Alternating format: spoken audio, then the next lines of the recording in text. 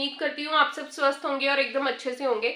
So guys, video का title देख के आप सबको पता चल ही गया होगा कि आज हम किस टॉपिक के ऊपर बात करने वाले हैं। जी हाँ, हम बात करने वाले हैं 10 ऐसे क्लीनिंग टिप्स के बारे में जिनको आप यूज करके अपने घर को बहुत सुंदर तरीके से मेंटेन कर सकते हैं। घर जो है ना उसको हमेशा साफ सुथरा रखना जो है सिर्फ एक लेडी का काम नहीं होता है। मतलब हमारी प्रॉपर, हम जितने भी घर के मेंबर्स हैं, हम घर में रहते हैं, तो हम सबकी ये रिस्पॉन्सिबिलिटी बनती है कि अपने घर को साफ सुथरा और सुंदर रखें। तो अगर आप अपने घर को डेली बेसिस पे क्लीन साफ सुथरा रखेंगे तो उससे आपके घर में पॉजिटिविटी जो है वो भी बरकरार रहेगी। सो ज्यादा देरी ना करते हुए वीडियो को हम स्टार्ट करते हैं। सो गाइज, आज का जो हमारा पहला टिप है वो ये है कि जब भी आप सुबह सोकर उठें तो उठते ही जो पहला काम आपने करना है वो ये है कि आप अपने बेड को अच्छे से ऑर्गेनाइज करें। मतलब उसकी चादर बिछाएं, साथ ही में एक कपड़ा जो है डस्टिंग वाला वो भी पास ही में रखें। तो उसके साथ अपने मतलब बेड को अच्छे से क्लीन कर दें। तो मैं सुबह उठते ही अपना बेड जो है वो इसी तरह से साफ़ कर देती हूँ ताकि बाद में झाड़ू पोछा जब भी करना है, टाइम लगेगा तो उस टाइम पे कर देंगे, लेकिन पहले अपने बेड को इस तरह से साफ़ सुथरा करके मैं बिछा देती हूँ ताकि मतलब अगर झाड़ू पोछा बाद में भी हो तो गंदा ना लगे, साफ़ सुथरा लगे। तो जो हमारा नेक्स्ट टिप है वो ये है, अक्सर हमने देखा है कि घर में जूते चप्पलें जो है ना वो एक जगह पे अगर हम नहीं रखते ना, घर बिखरा बिखरा सा गंदा गंदा सा फील होता है।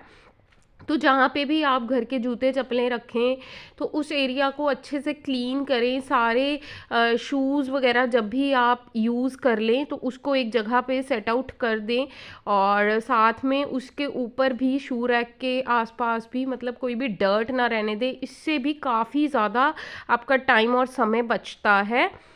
हमारी जो अगली टिप है वो ये है गाइस, अक्सर हम अपनी छत को भूल जाते हैं साफ़ सफाई में।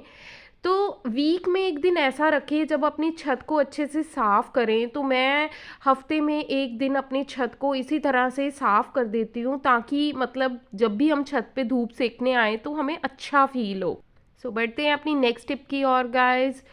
तो जब भी आप घर में काम करें तो जैसे कि मैंने आपको बोला है कि आपकी ही ड्यूटी नहीं है घर को साफ़ सुथरा रखना। घर में जितने भी लोग हैं सबकी ड्यूटी बनती है कि हम अपने घर को अच्छे से क्लीन रखें, ऑर्गेनाइज रखें।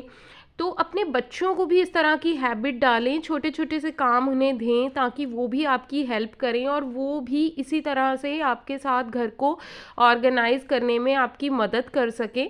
तो ये देखिए, बच्चों से मतलब ये नहीं है कि आपने झाड़ू पोछे करवाने हैं, मतलब बच्चों को छोटे छोटे काम जैसे कि उनके टॉयज़ ही इकट्ठे करने, अपने खाने पीने के बर्तन उठा के बेसिन में डाल दिया, कुछ भी दिखा तो उसको डस्टबिन में डाल दिया। ऐसे छोटे छोटे से चीज़ें हैं जो आप अपने बच्चों से कराएंगे ना तो उसमें मतलब उन्हीं की पर्सनैलिटी में निखार आएगा, सुधार आएगा, और साथ ही साथ आपका घर भी एकदम अच्छे से ऑर्गेनाइज रहेगा।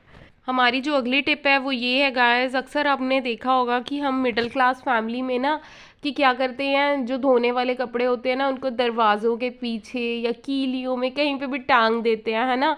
तो उससे भी घर जो है वो काफ़ी डर्टी लगता है। तो आप क्या करें, मतलब डेली बेसिस पे ना जो धोने वाले कपड़े हैं या तो ड्राई क्लीन वाली बास्केट में डालें या फिर इन्हें डायरेक्ट मशीन में डालें। तो मैं ये वाले काम जो है ना वो इसी तरह से करती हूँ, मैं डेली बेसिस पे ना उसको मशीन में डाल देती हूँ। तो यहाँ पे जो नेक्स्ट काम कर रही हूँ मैं वो ये है गाइस, जैसे घर के जो स्विचेस होते हैं ना तो वीक में एक बार मैं ये भी काम करती हूँ। जैसे इनके ऊपर ना मोस्टली हमारा ध्यान नहीं जाता है तो इनको भी किसी ऐसे ही जैसे मैंने टॉवल एक लगाया हुआ है उसकी हेल्प से ना इनको साथ के साथ क्लीन कर देती हूँ। किसी वेट क्लॉथ से नहीं करना है आपने, नॉर्मल ऐसे ही किसी टॉवल से करें। जैसे सब्जी वब्जी के दाग जो है ना वो लग जाते हैं तो वो बहुत बुरा लगता है। तो अगर आप ऐसे अपने कामों को इस तरह से डिवाइड कर लेंगे ना, मतलब एक दिन ये करना है एक दिन ये करना है, तो आपका काम कभी भी इकट्ठा नहीं होगा और घर भी अच्छे से ऑर्गेनाइज रहेगा।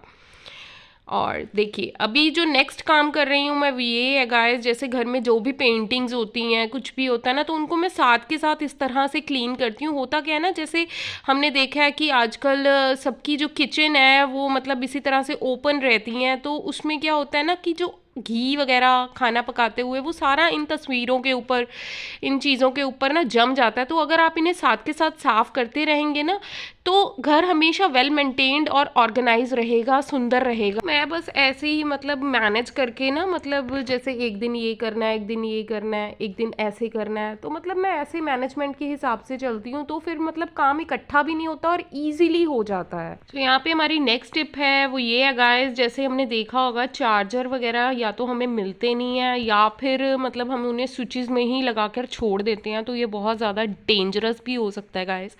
जैसे मेरे घर में छोटे बच्चे हैं तो मैं तो इन चीज़ों के लिए बहुत केयरफुल रहती हूँ। मतलब चार्जर को मैं कभी भी स्विचेस में नहीं लगा के छोड़ती, मतलब उनको वहाँ से निकाल के मैंने एक तरह की ना बास्केट लगाई हुई है, तो बहुत ज़्यादा कन्वीनियंट भी रहता है। जब भी नहीं मिलता है तो यहाँ से उठाते हैं और यूज़ कर लेते हैं।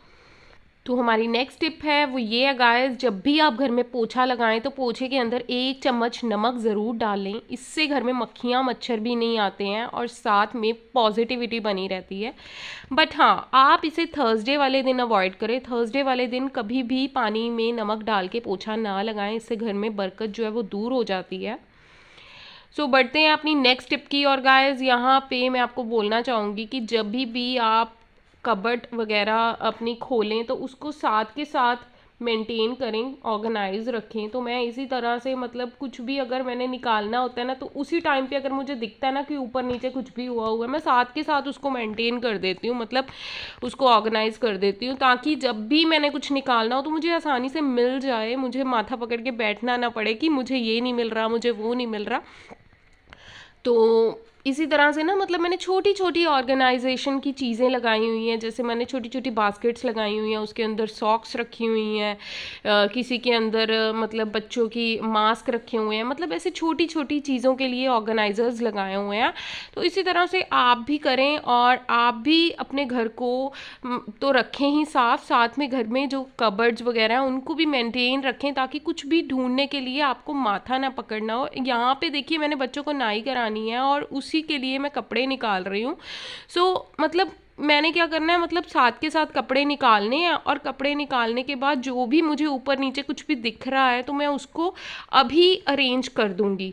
तो ये देखिए, ताकि जब भी मैं कपड़े वॉश करती हूँ उसके बाद ना, जैसे मैंने कपड़े अलमारी में रखने भी हैं ना, तो मतलब इसी तरह से वाइंड अप करा और रख दिए। तो मतलब मुझे 5 मिनट मुश्किल से लगते हैं, बस मैं 5 मिनट के अंदर ही अपने सारे कपड़े जो हैं वो ऐसे ही रख लेती हूँ। और टाइम की बहुत ज़्यादा बचत होती है। अगर आप रोज़मर्रा के काम इसी तरह से करेंगे ना तो आपके टाइम बहुत ज़्यादा बचेगा और जल्दी भी हो जाएगा सारा काम।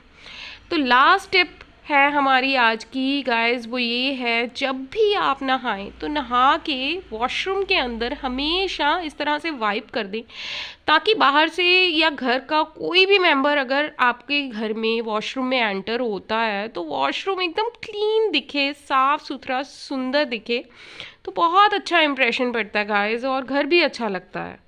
सो उम्मीद करती हूँ आपको मेरे ये टिप्स एंड ट्रिक्स जो हैं काफ़ी हेल्पफुल लगे हों और अच्छे लगे हों। और कोशिश की है मैंने आपके साथ अपनी लाइफस्टाइल को शेयर करने की कि मैं किस तरह से अपने घर को साफ़ सुथरा और सुंदर रखती हूँ। तो गाइस आपको आज की मेरी ये वीडियो जो है वो अच्छी लगी होगी, और अगर वीडियो अच्छी लगी तो चैनल को लाइक शेयर एंड सब्सक्राइब कर देना, ताकि मैं आप सबके लिए ऐसी प्यारी प्यारी सी वीडियोज़ जो है वो लेके आती रहूँ। So, मिलते हैं नेक्स्ट किसी इंटरेस्टिंग वीडियो में। Bye bye, take care and keep smiling to all of you.